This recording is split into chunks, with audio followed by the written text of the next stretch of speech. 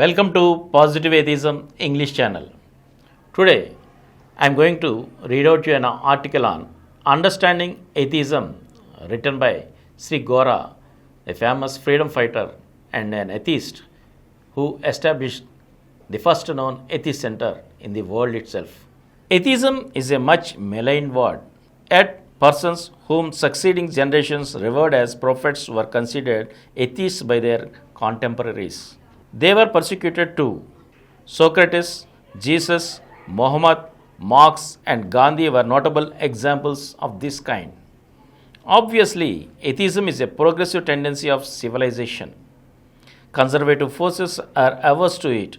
They calumniate and harass atheism. Atheism is the opposite of theism. The popular meaning of theism is faith in existence of a God. Though the concepts of God are many and varied, the quality common to all of them is to regard God as superior to man. Also, there are faiths like Hinduism which do not postulate a God. Still, they hold belief in relentless fate, natural law, or something which is deemed superior to man. Therefore, in relation to God, fate, or law, man stands inferior. The assumption of the inferiority of man seems more fundamental for theism than belief in God. Thus, theism is evidently the expression of man's feeling of inferiority, and conversely, atheism is the expression of man's feeling of freedom. The conflict between theism and atheism is the conflict between man's slave mind and his free will. A slave seeks to stand on his legs. He looks for a prop. The earliest prop that theism took up was belief in a God. But the concept of an almighty God which ordains man's life is clearly inconsistent with the actual and everyday experience of free will. Further, the needs of moral conduct refute the faith in an omniscient and omnipotent God. If there were a God which is all knowing and all powerful and which creates man and the universe, why should pain, grief, and vice exist? That God which tempts or tests man with torment ought to be wicked and should be condemned and demolished rather than worshipped. In fact, there is no God at all. An open examination into the nature of God reveals that the concept of God is either a complete falsehood or at best a hypothesis which is initiated to explain the meaning of phenomena. As God is a postulate supposed by man, its usefulness consists in subserving human happiness.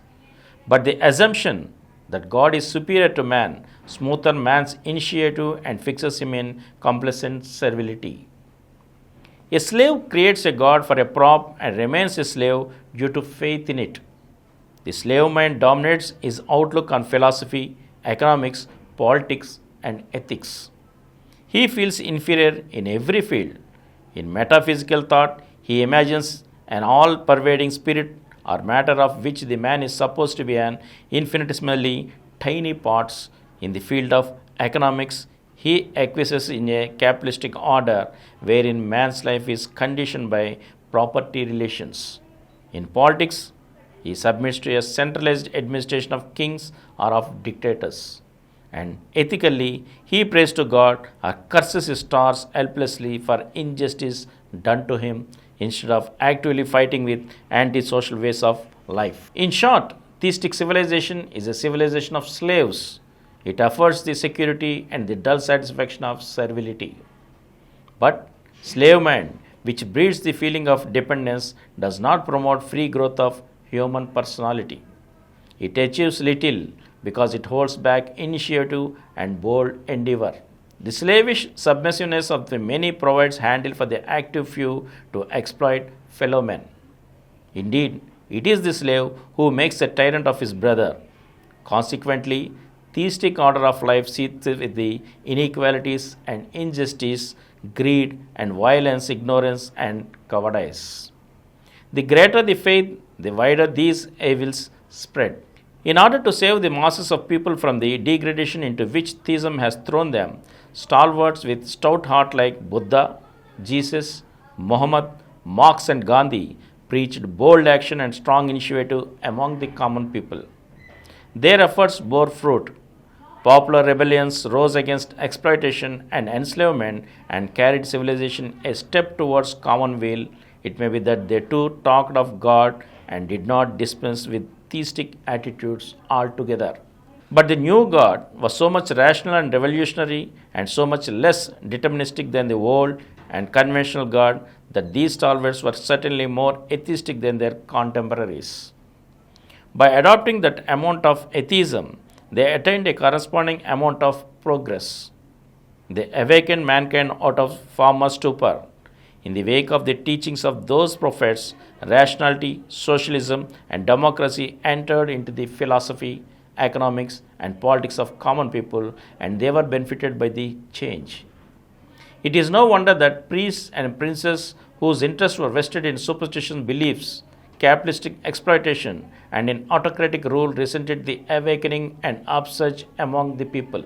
They decried atheism with will abuse and tried to put it down with all the forces at their command. The prophets and their followers were ruthlessly persecuted. Yet, atheism emerged out successfully because it is in keeping with the progress, prosperity, and happiness of mankind.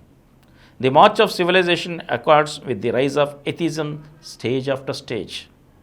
While the amount of atheism contained in the teachings of the prophets enhanced human happiness, the remnants of theistic thought lingering in them corrupted the ranks of people again. Socialist movements have deteriorated into managerial controls, democracy is dominated by party cliques, and free thought has got entangled in dissertations on ultimate reality. The common man has again fallen a slave to a trade union leader, to a political party, or to a doctrinaire approach, as in the case of Marxism. The pomp and pride of elected ministers of modern democracies are no less haughty than the disdain of hereditary princes. The common man is the victim to these reverses. He has no one to blame for this sad plight but his theistic sentiments and conventional practices. And from here, I shall continue in the next episode again. Thank you. For more videos, please subscribe to our Positive Atheism English channel presented by Samaram channels, which crossed 20 crore views.